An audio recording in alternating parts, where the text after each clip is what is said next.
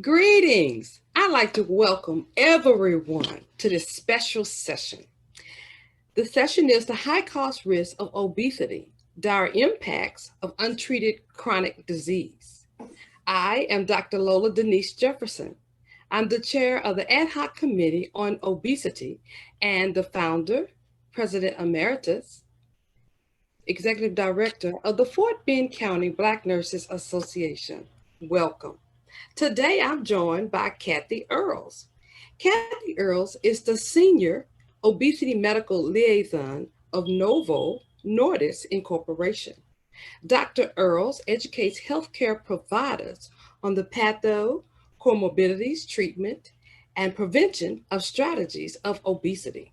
She brings a wealth of knowledge regarding diabetes with a focus on the prevention and treatment of obesity as a frequent precursor to diabetes and many other complications. Welcome, Dr. Earls. Thank you. I'm very glad to be here, Dr. Jefferson. Thank you for having me. It is our honor. Now, obesity is a misunderstood and misdiagnosed disease. So let's just set the level straight. What is obesity and how does it impact the body? Okay. Thank you. Thank you for that question. So the scientific answer for what obesity is measured by body mass index. And body mass index is measured in kilograms divided by meter squared. Now, so what does this mean? So you take your weight in kilograms divided by your height in meters squared. And if it is between 30 and less than 34, that's considered to be class 1 obesity. Class 2 is 35 to less than 40. And class 3 is 40 and above. Overweight is in the range of 27 to less than 30. So what does all of this mean? What do those numbers mean? It also, what we like to look at is waist circumference. So waist circumference is another important point, not just BMI by waist circumference. So you can see as those numbers go up, it's more indicative of the disease of obesity. And as one develops the disease of obesity, it's also associated with many of the comorbidities, such as diabetes, as you mentioned, cardiovascular disease, hypertension, and many of the cancers that are associated with the disease of obesity. So let's talk about those comorbidities, the diabetes, kidney failure, multiple cancers, joint pain, effects of COVID. What happens? What happens? So what we think happens is that the disease of obesity is kind of like a simmering inflammatory process, such that it involves the endothelium of the blood vessels and it damages those blood vessels. It also does things, for example, the tissues, the cells that make up our kidneys, the adipose tissue develops other places where it's not supposed to develop. One thing about those the lining endothelial cells that I talked about is that makes a patient prone for cardiovascular disease, which is one of the comorbidities of obesity. And then, as you mentioned, there's a whole other host of comorbidities also associated with obesity. So when we're talking about the disease of obesity, we're not just talking about weight. We're not talking about trying to get down to a certain size. We're talking essentially about health. And the health and the diseases that we are trying to prevent that come oftentimes as a result of or in association with the disease of obesity. I know myself, I was morbid obesity. I had a BMI, body mass index, probably near, it was 39.9, so it was near 40. Right. Yeah. I was 284 pounds, and it took me a while. Now I'm down to 168. My doctor recently told me, oh yeah, but I want you to lose 20 more pounds. 20 more pounds. I said, doctor, have you looked at me? So I told him maybe 10, but I'm not looking, I don't want to be a lollipop, a stick with this big head. But at any rate, I do know what scared me and what keeps me on track, what keeps the weight off, is that my numbers, the lab values were going up.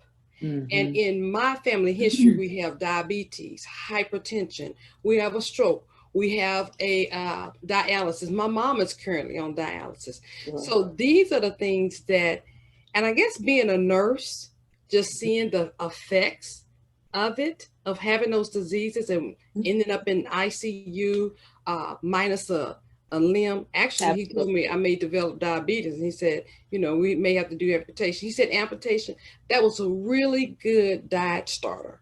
Right. Right. But what we know, you mentioned that, is that the weight loss, like there's a certain percentage of weight loss that is associated with improving in your health. And it's like 5 to 10%. 5 to 10% improves and decreases a lot of those comorbidities. And many people want to lose more weight than 5 to 10%, and that's fine. But when we're talking about from a health vantage, many of those comorbidities are reduced tremendously because of the 5 to 10% weight loss. Mm-hmm.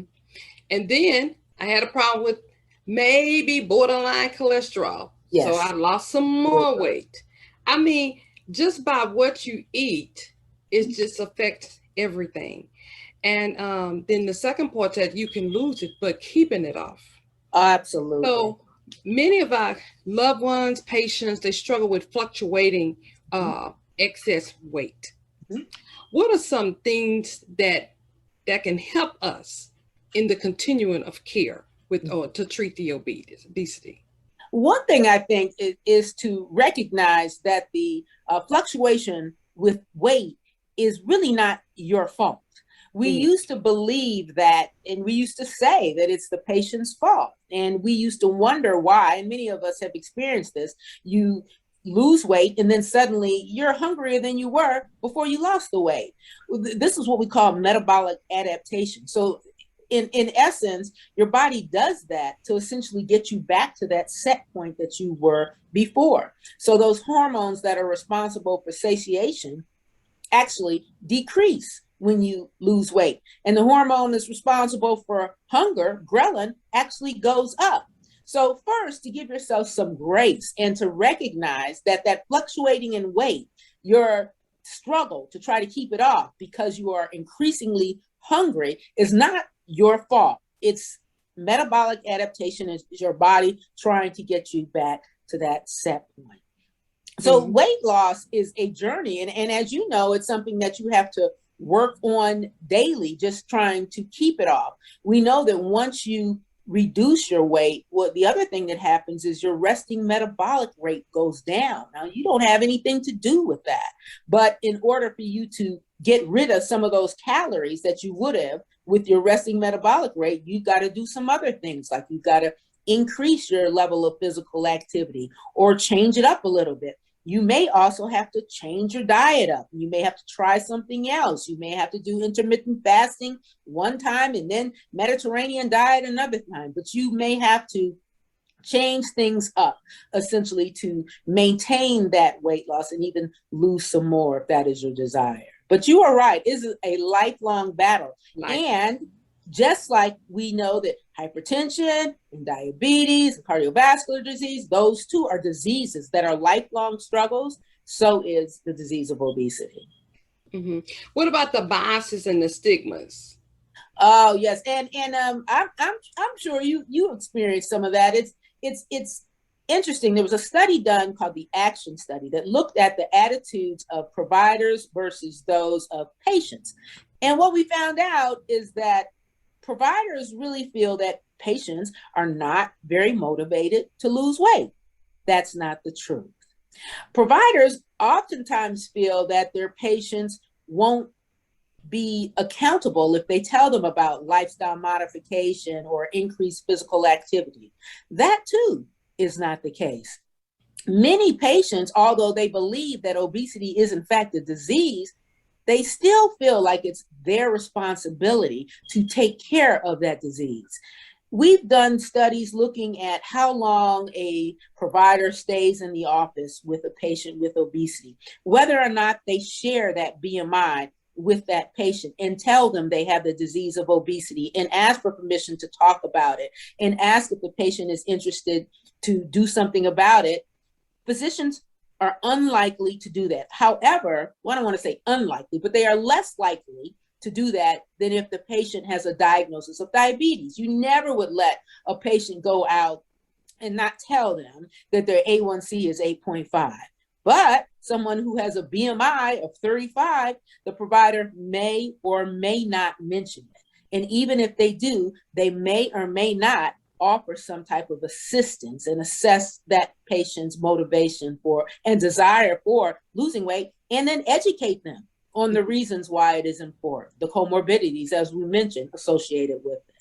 So the bias and stigma is real. So not just with providers, but out in the real world, when you see people on a daily basis, how they look at you, how they approach you, how they don't look at you, the whispers that you get. We have all of that. This is the only disease that we have that has all this bias and stigma associated with something that the individual themselves is not entirely responsible for. Mm-hmm. What about any new, safe, highly effective medications that are out? Okay, so there's several medications. So what does GLP-1 do? GLP-1 is one of those hormones that we have naturally that causes satiation. It also increases insulin to be released from the pancreas in a glucose-dependent fashion. So if your glucose is not low, it's not going to necessarily increase the insulin from the pancreas. It also does some other things. It slows down gastric emptying, and it causes us to feel not full anymore. So the medication, the Wegovy, is pretty much like that, with some few modifications of our normal GLP-1, and does pretty much the same thing. Causes our patients to not feel as hungry. It's a once a week product. It's a very small injection, comes in a pen, and you titrate it up as the weeks go on. And by the 16th week, the end of the 16th week, you're actually on the 2.4 milligrams once a week dose, which is the recommended dose for adults to take. So, and it's associated in our studies. We've seen anywhere from 15, 16, 17% weight loss. So it is pretty effective. So is that something that they will have to take for the rest of their lives? I hear you said it's once a week. I think that is great. It's what, done in the abdomen? Yes, in the abdomen or in the upper part of the arm or the thigh. Oh, nice. Yeah. And that's an excellent question that you have. So we said it's a disease, right? It's a disease. So we said, okay, so Dr. Jefferson, let's say you have diabetes and your A1C is 8.8. I'm going to need you to take insulin and metformin and do a whole bunch of other stuff. Let's say that. Now, let's say that your A1C goes down to 6.2 or so, somewhere like that. It went down because of the medication that you're taking, right? So depending upon the percentage of beta cell mass that you have, you may not be able to get off of that insulin because you have the disease of diabetes. Yet and still, we often say, how long do we have to take it? It's a disease. So you may, in fact, have to take it for the rest of your life. What we do know, based upon our studies, is when patients stop taking it, the weight did creep up over time. So it might be on an individual basis. You see how long you can stay off of it, or maybe you'll have to stay on it for an extended period of time. But what we know is, based upon our studies, remove the medication and the weight did, in the majority of individuals, creep up over time. And that is in keeping with it being a disease process. Is it available now? That medication? Yes, it is available. It is out. Let's say it was released about a month or so ago, actually, before June it was released, and it is out, and it's out in the pharmacies now and should be available. So it's a prescribed medication as like a lot of the other medications, right? It's not over. Yes, it is prescription only. Yes. So what about the surgical interventions? Okay, so there's a cadre of bariatric procedures. The most common ones that are done are the Roux-en-Y and the gastric sleeve. It used to be more of the Roux-en-Y, and the Roux-en-Y, as you know, is more of a complicated procedure in that you're taking off a very, very significant portion of the stomach. Interestingly enough, the ghrelin that we talked about that's responsible for hunger is primarily produced in the stomach. So when you remove a large portion of that stomach, it makes sense for that ghrelin to go down. And then what happens in the Roux-en-Y is you're taking a piece of a more distal part of the intestine and you're bringing it up, bypassing the more proximal part of the ileum, and you're attaching it to that stub of the stomach right there. So we used to call bariatric surgery bariatric surgery. Now we're starting to call it metabolic surgery. Why? Because those hormones that I talked to you about, the ones that cause satiation and the one that causes hunger, they change up in response to those procedures. Some of the satiation hormones actually increase after surgery and ghrelin decreases. So that again helps with that hunger. So it's not just a restrictive process, but it's a metabolic process as well. And then of course, with the gastric sleeve, about 70 to 80% of the stomach is removed. And then the remaining part of the ileum or is attached to that stump right there. Okay, the gastric sleeve, is there a limitation? It used to be said that the gastric sleeve was the most you could lose was about 80 pounds. Is that still the case, or are people losing more? Well, I think it depends upon the person. We actually see a little bit slightly more weight loss with the Roux-en-Y historically, but it's not that much of difference between the gastric sleeve. And one of the reasons why the gastric sleeve is done more commonly is because, as you can see, it's removal of a large portion of the stomach, and then you take the other part of the intestine and attach it. That's an easier process than removing part of the stomach and then bypassing some of the ileum and so forth. And it has slightly fewer side effects than the Roux-en-Y. So the weight loss is, it is just about comparable to that of a Roux-en-Y. And oftentimes now, many surgeons are primarily doing the gastric sleeve because of the less side effects. And it's frankly just a easier procedure. So like with the, basically when people go get, I used to be a fan, still is, I don't think it's on anymore, but the 600-pound show, I used to watch that. And actually that's what helped me keep my weight down, by listening to him talk about what works and what doesn't work. The psych aspect of it. I didn't, Black people, we don't believe in, and we should, in getting counseling. But I did see when people went for counseling, okay, with that, they had a better success rate because it was really something that was eating at them, and therefore they were eating, Yes, so absolutely. It's a lifestyle change, even though you have surgery. Yes, yes. Okay. Now, is there insured access to specialists trained in obesity care? I think we need more of those. Do we really have that? Yeah, we really do. Well, actually, the field of obesity medicine, the certification, becoming board certified by the American Board of Obesity Physicians, actually is fairly new, such that the number of physicians who are trained in obesity medicine is definitely not enough to fit the need of the disease.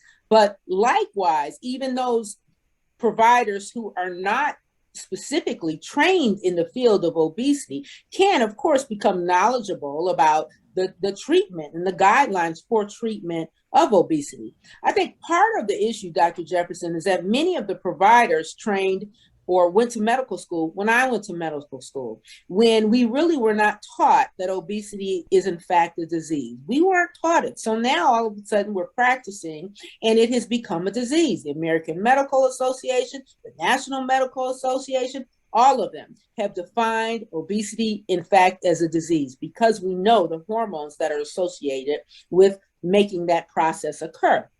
But the providers that are out, like myself, who trained quite some time ago, did not learn that disease process. So unless you are reading the literature constantly, unless you are participating in continuous medical education constantly, in the midst of seeing 40 patients a day and billing and writing your notes and following up and calling the patients and so forth, you may not exactly get the science. So even though you've now been told that it's a disease, there may be a little bit of disbelief in the fact that you haven't learned the disease process yet. But those that are not specifically trained can learn the treatment guidelines for the disease process. And it's not always medication. As you mentioned, it's a lifestyle change.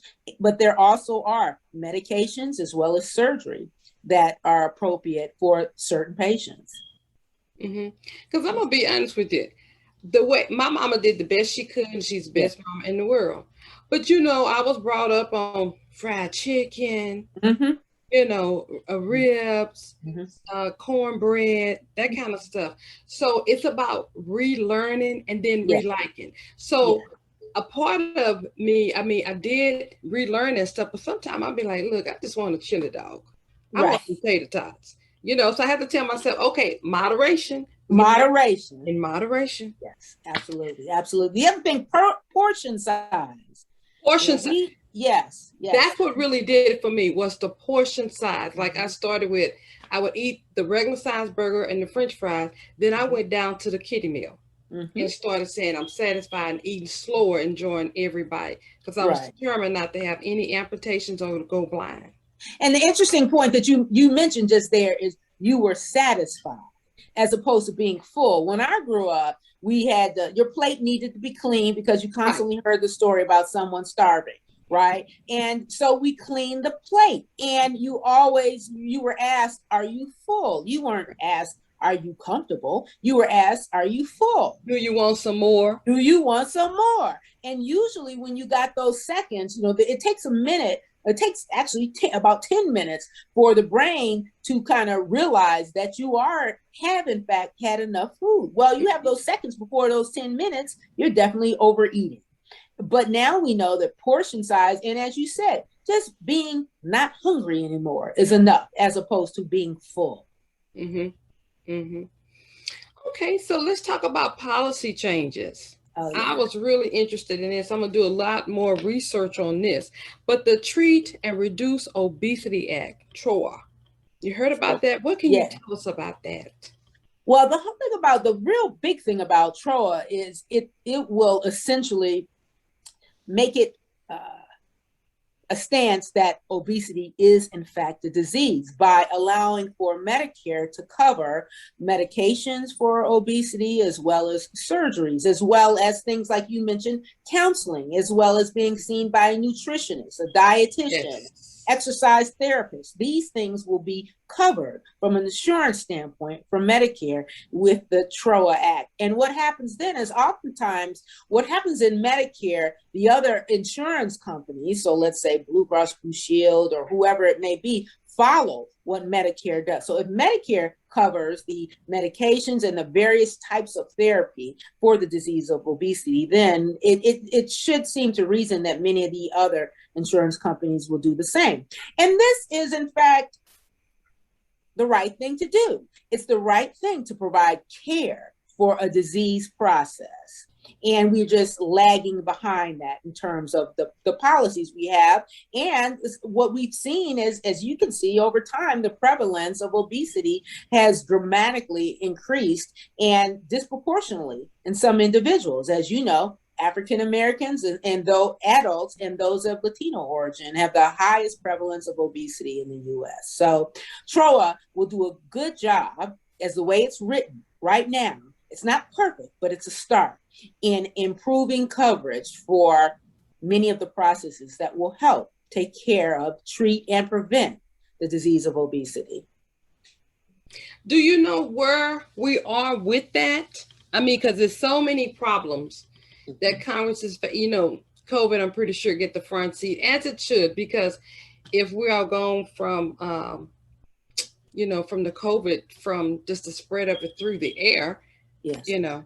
So do we know where we are with that? When we bring up, because of the stigma and the bias, are they paying attention to how many obese people there are in America? Because, you know, the last time I checked, it was over 50%, and 60 to 70% of African Americans are obese. Yes. And if you think about it, and even more, if we talk about overweight, right? It's like 70%. If we talk about overweight and obese, the percentage goes up even higher. So we're working on the passage of the Treat and Reduce Obesity Act, and it's not as fast as we would like it to be. Mm-hmm. It's being discussed by many policymakers, but I will be quite frank with you, it is not meeting the demands that the disease requires at this point. So we could use a lot of support and a lot of other folks speaking out to support the Treat and Reduce Obesity Act.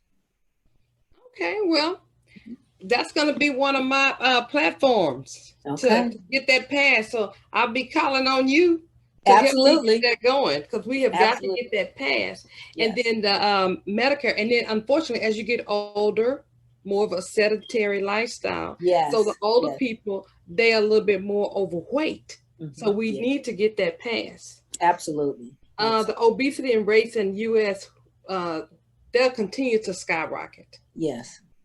And one of the reasons is that there's a fast food on every corner. There are, and that's what we fit in our kids. Mm-hmm. Mamas want to have it all and being career women, and unfortunately they're not cooking the fresh fruits and vegetables and incorporating that. But what's fast for them is to stop at McDonald's and just get a happy meal, and the kid is happy, and then they all go home. Yes. So any suggestions on what we can do to better? Yes. You know what? You mentioned the working mom, but I think it's even more than that, and not just the working mom. Let's look at some of the areas we talk about food deserts and so forth, where you may have we need 5 and 10 corner stores where you can get potato chips that are much cheaper than the apple that's in the bowl up front, that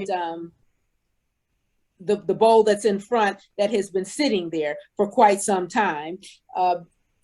Everyone doesn't have a grocery store. Some people have one grocery store, but they have 10 McDonald's and Burger Kings and Chick-fil-A's and so forth. And so it's much easier to do drive-through than it is to go to that grocery store at a place where may not have exactly fresh fruits and vegetables in some areas. So that is in fact an issue. But as you mentioned, eating healthy, first of all, you have to know what healthy is. Second of all, eating has to be different based upon what you grew up with. I grew up with collard greens with ham hocks in them. Now we have collard greens with smoked turkey in them. Pretty much taste the same. And interestingly enough, my grandmother in her 80s started to make them with smoked turkey instead of ham hocks at that point in time. So if she did certain changes, we can as well. But so what I mean by that is that we have to be culturally sensitive when we talk about changing one's eating or eating healthy. And we have to be conscious about it and make an intentional effort about it. And it does definitely take some intention. It may not be exactly the easiest thing, but the long-term benefits of it are just tremendous. Well, you really know your stuff. It was good talking to somebody about obesity, because I just love this subject, because it's a lifelong issue for me. But I just want to thank you for coming to the National Black Nurses Association to speak to us, the Ad Hoc Committee on Obesity, and all of the members of the National Black Nurses Association, where our president is the Dr. Martha Dawson. So thank you so much for coming, and you go out and have a great day. It's my pleasure. You too. Thank you, Dr. Jefferson. Bye.